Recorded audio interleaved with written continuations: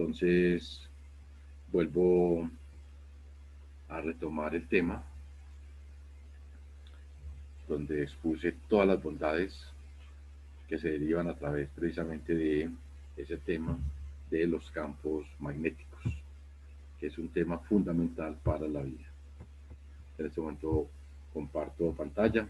Ahí tengo, digamos así, unos ejercicios planteados sobre todo este tema de campos. Aquí quiero agregar algo representativo y muy importante. Yo le pongo acá, sí, sí.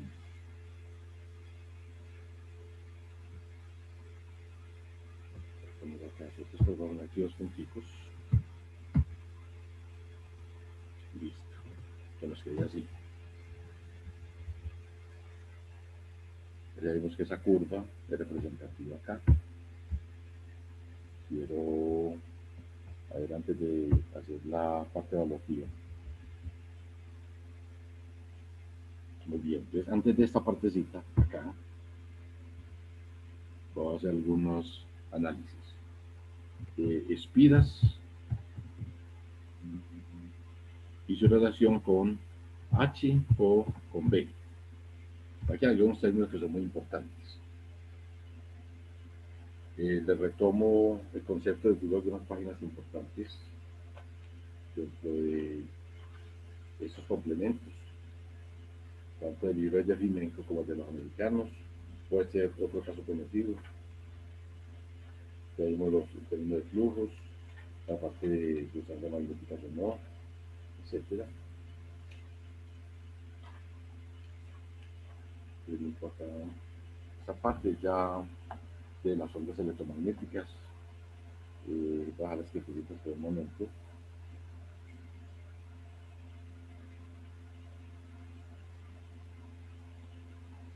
Voy a devolverme un poco acá. Campos electromagnéticos estáticos, esto está acá. Listo.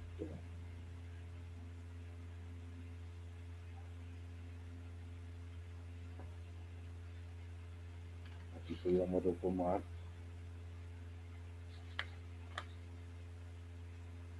a nivel de lecturas. Aquí sería muy bueno poder agregar algunos componentes. Ya les decía ahorita, grandes. Vamos a mirar todas las relaciones entre espiras, entre H y entre B. Listo.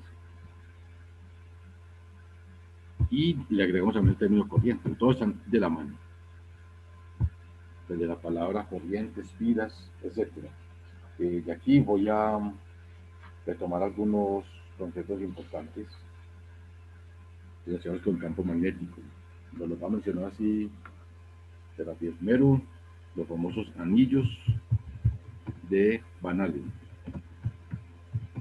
Un segundito, por favor.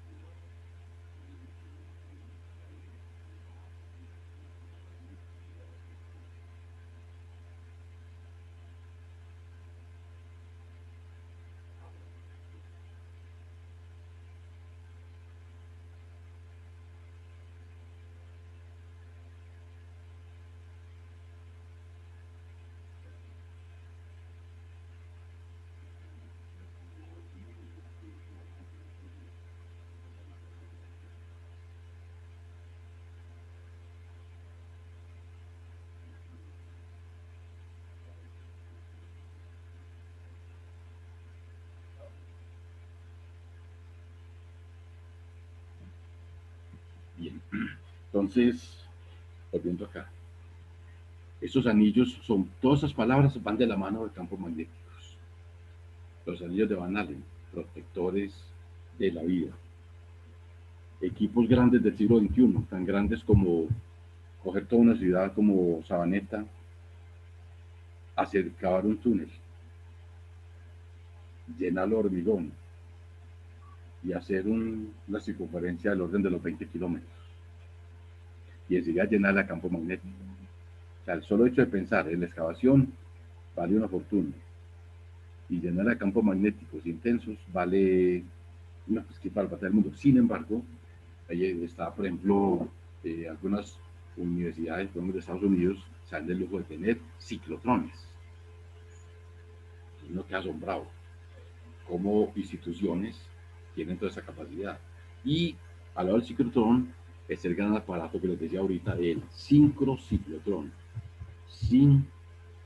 ¿Qué me olvidó la N? Sincrociclotrón. ¿Por qué llama sincrociclotrón? Así que ese aparato debe equilibrar la masa.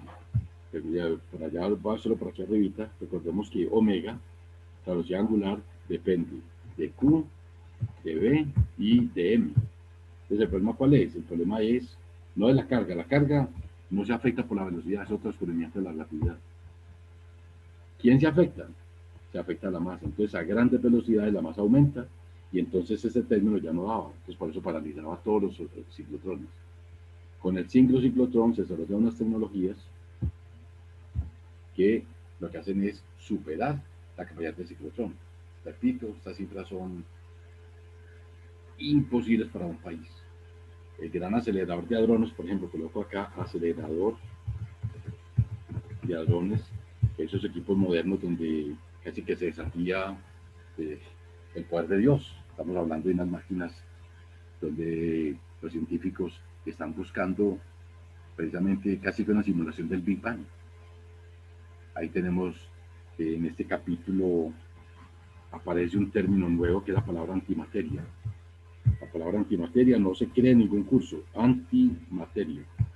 Solamente aparece en este curso. Y menciono en especial los positrones, para que los lean mucho, ustedes como futuros ingenieros en el campo médico. Los positrones son precisamente la antimateria del electrón. Entonces, ¿qué es una antimateria? Simplemente es una partícula que tiene la misma masa, pero carga eléctrica invertida. Por ejemplo, el electrón tiene una masa del orden de 9.1 por 10 a la menos 7 kilogramos y una carga eléctrica de menos 1.69 por 10 a la menos 19 coulombs. El positrón tiene la misma masa que mencioné, la misma carga pero invertida, o sea, positiva. Entonces, si yo lo meto a un campo magnético, observaremos que el electrón, por ejemplo, gira hacia la derecha, pero el positrón gira hacia la izquierda. En lo demás son idénticos. Es exactamente tener la imagen de mi mano en el espejo o viceversa. Pero la mezcla de dos antipartículas es un choque violento en la naturaleza, se desaparecen y se convierten en luz. Ese es un gran detalle. O sea, ese sería otra vez el comienzo. Dijo Dios sea la luz y la luz lo es. Ahí hay mucha investigación.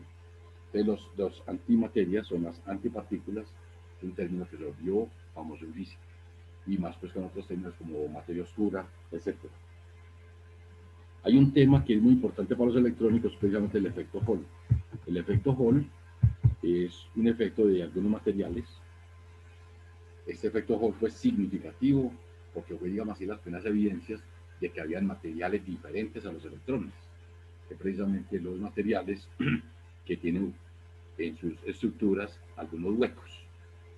Ya saben ustedes que son electrónicos, que cuando yo hablo de transistor, estoy hablando de unas pastillas. Transistor son 3 pastillas, por ejemplo, PNP o NPN, donde cada una de estas partículas está formada por silicio más, por ejemplo, si le meto un elemento del grupo 3, de la ley del octeto no se cumple. Del octeto son 8 electrones, me quedarían 4 del silicio, más 3 del elemento del grupo 3, me quedan 7, que me quedan huecos en las estructuras. Son materiales tipo P. Otros materiales, también cojo el silicio, pero lo dopo con el elemento del grupo 5. Entonces me queda con 9 electrones. Como solamente pueden ser 8, entonces 8 me cupe. El del octeto me sobra 1, me queda negativo. Esas son las pastillas tipo N, son materiales que se comportan como si fueran metales. La combinación apropiada del ping-pong. O sea, el ping-pong lo formamos, la pastilla P, que tiene huecos, y el otro que resuelve un electrón, ese electrón puede pimponear, brinco, brinco, brinco, me muevo y me comporto como si fuera otra carga. Ese trabajo es muy interesante, es la física de los semiconductores. Hay todo un trabajo con eso. Ahí trabajan en el Valle del Silicio, está por ejemplo investigaciones de Intel, de AMD y todas esas compañías como Digital que invierten fortunas mirando los nuevos computadores, los nuevos procesadores. Para que sepan, en ese momentico estamos con prototipos, ya ahí se informa de uno en Reno, precisamente los computadores cuánticos, en los cuales el almacenamiento será diferente. Ya estamos hablando precisamente de spines, en vez de hablar del 1 y 0 como prendido apagado, estaremos hablando de un spin hacia la derecha, por ejemplo, un 1 y hacia la izquierda 0. Si recordamos que un gramo de hidrógeno tiene 6 puntos por 10 a la 23 átomos de hidrógeno, pues ya pueden pensar que los almacenamientos que vienen entre estos prototipos son infinitamente superiores. Son equipos infinitamente rápidos porque trabajan de una manera diferente. Ya hay experiencias precisamente en el trabajo que está haciendo en la ciudad del Tesoro en Estados Unidos. Ya muchas compañías están migrando hacia la computación cuántica. Ya en Medellín tenemos AFIT como un centro de investigación de IBM. He tenido, creo que les mandé empezando el semestre una invitación a algunas de las capacitaciones que está haciendo IBM en AFIT. Si a alguien le interesa el tema, lo relaciono. Es un tema de actualidad y ya es muy factible que en los muy poquiticos años el sistema universal sea el sistema precisamente financiero cuántico y de hecho en Reno se está hablando de eso. He tenido oportunidad pues de estar muy cerquita a este proceso. Estoy en un proyecto internacional precisamente donde la computación cuántica empieza a ser significativa. Muy factiblemente en los próximos días tengo un viaje hasta esta región para continuar con ese proyecto. Estaré participando. Entonces el efecto Hall es muy significativo. ¿Qué otra cosa es importante? También recordarles que los campos magnéticos intensos pueden servir de espejo magnético. Entonces, lo que recordemos que R es igual a masa por velocidad dividida por entre paréntesis la carga por la inducción. Tengo esta parte. Entonces, aquí es... Excuse me, este es un por. Muy bien. Entonces, observen algo. ¿Por qué se convierte en un espejo? Si yo logro tener un B cambiante, pues ven qué puede ocurrir. Si este B, o sea, esa inducción es cambiante, yo trato de que esta B vaya aumentando a medida que tú penetras en ese campo. ¿Qué va a ocurrir? ¿Qué va a ocurrir? Que si B aumenta, R disminuye. Entonces, precisamente este sistema permite almacenar cargas eléctricas a altas temperaturas. Por ejemplo, yo tuviera que almacenar, si yo lograse ir al sol en ese momento, así fuera en la noche, y lograse, necesitase coger muestras de sol, no habría ningún recipiente que lo pudiera hacer, excepto un campo. Yo tengo un campo magnético intenso, de alguna manera desarrollado, puedo observar que si ese campo va aumentando a medida que se penetra él, ese R va disminuyendo. Entonces el sistema se denomina espejo, porque precisamente a medida que va entrando es como si el sistema lo reflejara. Entonces, eso se llaman sistemas de gradiente. Ese gradiente es precisamente una forma como va cambiando el campo a medida que se penetra en él. Yo voy reduciendo el radio de giro hasta que casi que literalmente desaparecería. Hay que otro término que encontramos aquí importante. Están los saberes de Banana, que ya lo mencioné. Está la palabra antimateria. Están los aceleradores de partículas. Y ya los de Van der Graaf, ya lo conocen de la física sencilla. Las capas de Wilson también existen. Está toda esta parte de los anillos, que es un tema súper apasionante. Hay un tema nuevo que llama los espectrómetros de masa, espectrómetro de masas, en los cuales básicamente vamos a utilizar un término que es el voltaje. Recordemos que el trabajo que genera un voltaje, vamos a escribir acá, trabajo es igual a carga por voltaje. ¿Listo? Esa es la energía potencial. Y también sabemos que existe la energía cinética. que energía cinética precisamente la masa por la velocidad al cuadrado de cualquier partícula. Y esto sobre 2. Aquí excluyo el caso de altas velocidades. Cuando te manejan altas velocidades, vamos a estudiar un capítulo al final, que es precisamente mirar cómo Einstein resolvió el problema. Cuando la velocidad es muy grande, esa fórmula no vale. Esa fórmula es válida aquí donde estamos, mi querido público. Si voy en mi carro, voy en mi moto, en mi bicicleta, puedo utilizar masa por velocidad al cuadrado sobre 2. Pero si esto me estoy acercando a la velocidad de la luz, la fórmula es diferente.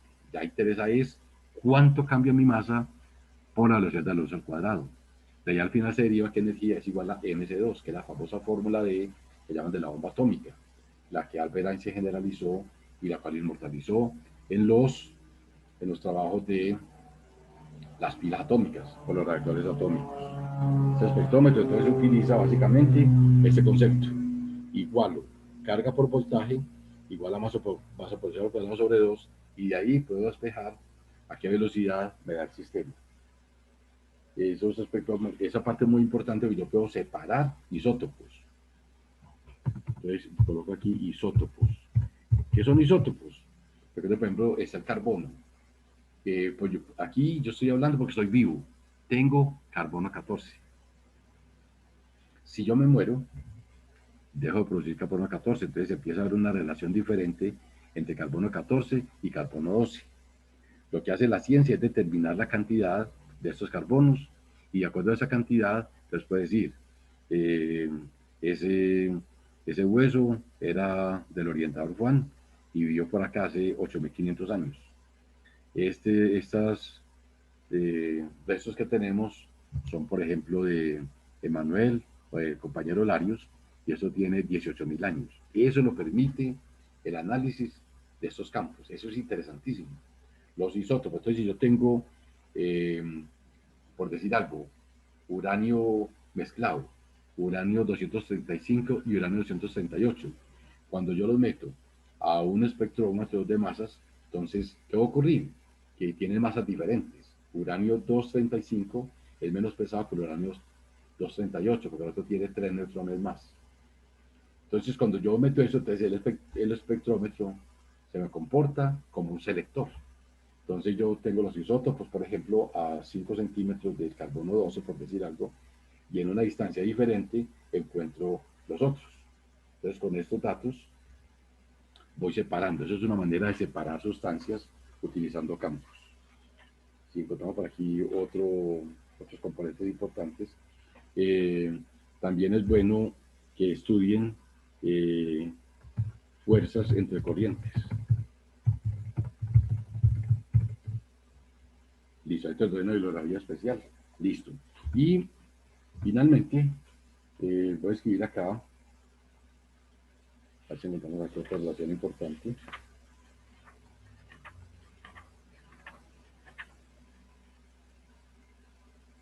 Esto ya lo conocemos también.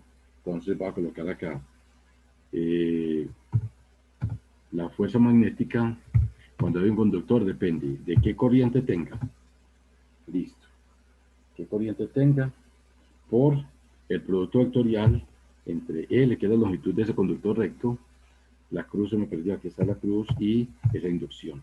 Entonces esto es de carácter vectorial. Voy a ponerlo acá. Lo subrayo y todavía lo ponemos en amarillito. Aquí voy a poner aquí entre paréntesis. Lo único que es vectorial es estos dos.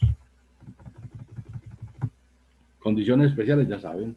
Si el ángulo entre L y B es 0, o sea, simplemente tener acá, yo tengo acá un conductor recto de determinada longitud y tengo el campo magnético, por ejemplo, apuntando aquí en la dirección de mi dedo. Entonces, ese campo magnético aquí depende de qué corriente lleve este, cuánto valga esa inducción y qué ángulo estén formando. Si el ángulo es 90, estamos hechos. Seno de 90 a 0. Recuerde que el producto cruz es con seno. Si el ángulo es 0, simplemente no hay fuerza. Entonces aquí no hay fuerza magnética, tampoco habrá torque. Todo por lo que nos perderá directamente a eso. Muy bien. Entonces, en fórmulas sencillas, esa fuerza entonces será la corriente por la longitud por la intuición magnética, por el seno del ángulo que forman entre ellos dos. Voy a colocar aquí el símbolo de ángulo universal, posiblemente tengo aquí una tita, listo, muy bien. Y ya cada uno mirará los casos posibles. Esa fuerza obviamente que se nos va a dar en newtons. Muy bien. Ahora, un término para recordar es la palabra espira. Pero es que la palabra espira es muy importante. La palabra espira simplemente nos relaciona una forma geométrica. Yo puedo hacer espiras circulares, las puedo hacer cuadradas, las puedo hacer rectangulares, las puedo hacer triangulares. Pero hay algunas que son más eficientes que otras, desde el punto de vista inducción electromagnética. Vamos a ver precisamente que mientras más superficie se abarque, entonces va a generar un mayor torque. Y ese mayor torque se puede convertir precisamente en una aplicación a algún sistema mecánico o incluso a un sistema de transmisión. Listo. Desde el punto de vista electromagnético, el vector superficie va a depender de la dirección en que esté la corriente. Eso es fundamental, eso es un secreto muy especial. Por eso lo pongo aquí subrayado. ¿Qué significa eso? Entonces, ojo, si yo tengo, pongamos que este celular que tengo acá, tengo la corriente frente a mí, tengo una corriente, digamos que esta sea una espira rectangular, de la corriente está circulando en la dirección de amanecer de un reloj, de esta manera, en la parte, o sea, si fuera solamente bajo el alambre, o sea, la parte externa. Entonces, usted mira ese vector, si fuera un tornillo, si un tornillo yo lo estoy haciendo así, ese tornillo yo lo estaría apretando y ese tornillo estaría entrando a la pared, lo estaría entrando. Ese tornillo, esa forma que tengo ahí, pues va a depender. Si yo estoy parado acá y tengo los ejes X, Y y Z, o sea, tengo el eje X acá, el Y y el Z, entonces tendría que este vector que tengo acá estaría en la dirección menos I, porque estaría entrando hacia allá. Si yo estoy sacando, si la corriente estuviera girando en dirección contraria a la manecilla de un reloj, ese vector saldría hacia mi frente, o sea, estaría en la dirección positiva del eje X.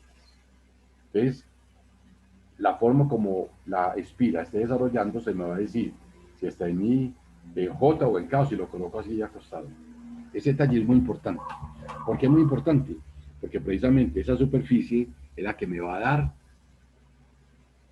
una superficie, pongamos, de 3 metros cuadrados, pero en bar en IJ o K. ¿Para qué sirve eso? Sirve para poder decir la palabra torque. Pues el torque magnético coloca el símbolo de torque, que es un símbolo universal, es la letra tau. Veremos así, lo podemos sacar aquí en symbols.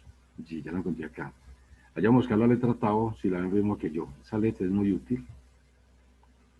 Aquí la vi. Ese es el símbolo universal de los torques. Entonces, esa letra tau va a ser igual a una cosa que se llama momento dipolar cruz B. Mira qué interesante. Otro tutorial. ¿Qué es esa M? Esa M se llama momento dipolar magnético. Momento dipolar magnético. ¿Para qué nos sirve? Esto es lo que decía ahorita. Ese momento dipolar magnético va a depender. Voy a poner acá. M es igual a la corriente que tengamos por S como vector. Ojo, S como vector. Entonces decía ahorita, se va a mirar si entra, si sale, si viene o lo que sea. Esa es la forma de movernos en un campo magnético para que programemos esos torques. Y luego viene algo que es muy útil. Distribuciones, o sea, cómo es el campo magnético de acuerdo a la forma geométrica de la espira. Eso es lo que utilizamos en las represas. Forma geométrica, geométrica. Muy bien. Listo. Entonces voy a mencionar algunos casos, por ejemplo. Tengo acá, les escribo texto para que ustedes lo busquen también, lo complementen. Campo magnético generado por una corriente, va a llamarla rectilínea. Recordemos que este caso es el más conocido. Tengo acá un alambre donde pasa una corriente, sea que suba o que baje. Alrededor se generan líneas cerradas, recuerden. Las líneas magnéticas son cerradas. Las líneas de campo eléctrico son abiertas. Eso diferencia muy especialmente a estos dos campos. Por eso el rotacional del campo eléctrico es cero. mientras que el rotacional del campo magnético no es cero. Vamos a ver que tiene una relación con el vector J. Ese es muy importante, ese comercial. Este genera una formulita. Voy a colocarles corriente rectilínea, es importante la fórmula, y ustedes la van a tener también. P es igual a mu. Lo quité. Este mu por aquí espero tenerlo. El mu aquí lo tengo. Entonces va a ser mu. Dejo el mu general, pero puede ser mu sub 0 si estamos en el vacío. Será mu por la corriente sobre, abro paréntesis, 2pi, que también lo tenemos. Lo tengo por aquí cerquitica, si lo ven me ayudan. Sí. 2pi r, donde r es la distancia, a 1 metro, 2 metros. Entonces mire, ¿qué indica esto? Que estamos generando un campo que es medible. Por ejemplo, un gausómetro perfectamente funciona con esto. ¿Qué tan cerquita estoy yo de la fuente de campo magnético? Sería precisamente la corriente. Si estoy a 10 centímetros o si estoy a 10 metros, va a tener un valor diferente. Entonces, esas radiaciones vienen desde ese punto de vista. Muy bien. Voy a mencionar ahorita una corriente circular. Entonces, aquí tendría entonces campo magnético de una corriente circular, o sea, una espiral redonda. Una espirita redonda, hay un término impresionante que sería también relacionado con esto. Bueno, a utilizar lo que hemos para allá acá. Este se cambia mucho, pero lo voy a poner acá. Entonces, esta fórmula en general, que va a ser muy útil, va a depender de el mu, lo voy a pegar acá. Ese mu me sirve. Ese mu por la corriente, acá, por el radio de la espira elevado al cuadrado. Esa fórmula, pues no tienen que saberse, simplemente es saberla utilizar. Aquí le coloco el 2, muy bien, dividido por un término que es grandecito. Este término es 2, acá este 2, voy a ponerlo acá así, 2 por, abro paréntesis, nos quedará a elevado a la 2 más r, vamos a ver qué significa, bueno, ahí lo tenía, r elevado también a la 2, y todo esto elevado a la 3 medios. Esta formulita voy a subrayar así, cambiar un poquito los colores para que impacte el cerebro. Y aquí, ¿qué me falta? Me falta cerrar vamos a cerrar este corchete. Entonces, mira, interesante esta formulita. Pues de A es el radio de la espira y esa R es la distancia. Entonces, imaginemos que tengo en el piso su sala, una espira, o sea, un pedazo de alambre circular que me permite que tenga corriente. Tiene un radio que es A, y en todo el centro yo levanto el eje Z. En todo el centro de esa espira levanto el eje Z. Entonces, cualquier distancia sobre el eje Z la llamo R. Por ejemplo, si digo, calcular el campo magnético a 3 metros del centro. Entonces, ¿qué datos tengo? Pongamos que la rueda tenga un diámetro, por ejemplo, un radio de 1 metro, y tengo una altura de 3 metros. Entonces, esa A vale 1 y esa R vale 3. ¿Qué necesito ahí? Averiguar qué corriente tiene y reemplazo. Si es en el vacío, mu es mu sub 0, y eso me va por decir algo, 0.0002 teslas. Lo multiplico por 10 a la 4 y me queda en Gauss, y entonces da, por ejemplo, 2 Gauss, por decir algo. Esa es la forma de trabajar de esto. Y tengo otra muy representativa, que es muy importante del siglo XXI, que son las corrientes toroidales. Voy a poner acá, o tenemos, por ejemplo, una corriente de un solenoide. Por eso también va a servir mucho. Entonces, en este caso, tenemos que esa inducción magnética va a depender de el número de espiras. Recordemos la diferencia. ¿Qué es un solenoide? Un solenoide es un material, un dispositivo, donde yo cojo, por ejemplo, un carrete de alambre, donde viene el hilo, por ejemplo, o sea, mejor dicho, un pedacito de donde vuelve el papel higiénico, el centro hay un cilindro vacío. Entonces lo lleno de alambre por fuera. le doy muchas espiras y poco pasar una corriente. El campo que se genera dentro de ese papel, del cartoncito, del papel higiénico, genera campos magnéticos muy uniformes. Por eso los solenoides son tan importantes. Un resonador magnético es un solenoide, porque los campos magnéticos son muy estables. Ese campo magnético va a depender de el mismo mu. Voy a copiarlo acá. De la corriente que lleve, va a significar cuántas espiras tiene y en qué longitud está eso expresado. Entonces, básicamente, tenemos, ese sería el campo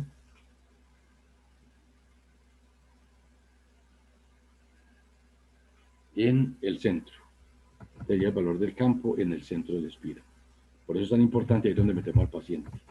Si yo quiero el campo en un extremo, voy a colocar acá en un extremo, entonces simplemente cojo el anterior y lo divido por 2. Sería el B anterior dividido por 2. Más o menos como la relación de estas proporciones.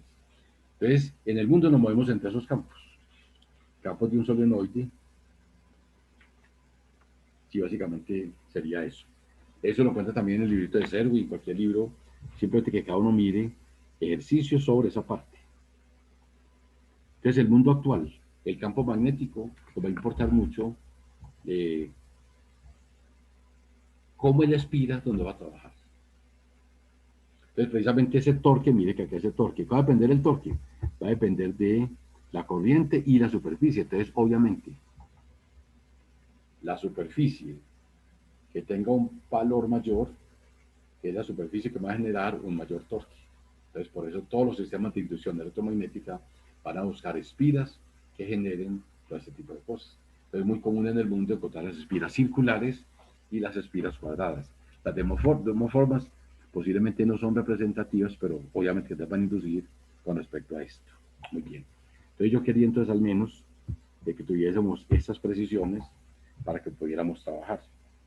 Yo de todas maneras, muchachos, los invito a que hagamos un tallercito, no sé, este fin de semana si quieren, me informan, me acuerdan, yo les mando cómo es el primer quiz, de que sería de hoy en 8. Dado que la gente no madruga todo, podemos hacerlo, por decir algo, hacemos una charla siquiera de una horita larga y luego vamos a un descanso y entramos a hacer el quiz. Yo les mando de muestra, me escriben Emanuel, Cristian, me escriben el fin de semana y yo les mando uno de muestra y lo resolvemos el día que quieran, solo para que sepan cómo va a ser. No acuerdo así como fríos. Toda esta información es pública, cada uno puede leer mucho sobre los temas que mencioné.